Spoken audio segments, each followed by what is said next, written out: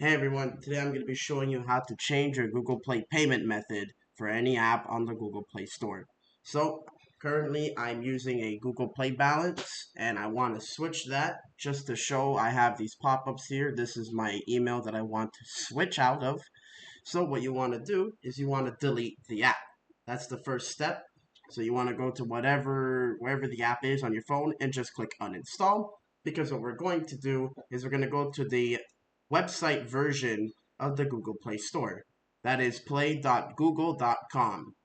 And you can see I have a J icon in the top right. That's the email that I want to change my payment method to. So retype in your app that you want to reinstall to. You want to install it and make sure you install it on this website version, and click the phone that you're going to install to, preferably the one you're using, of course.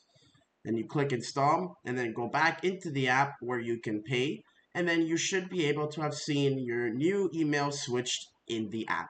As you can see, for me, it is now Interac. Thanks for watching, and I hope this video helped. If it did, please like and subscribe for more videos like these. Goodbye, everyone.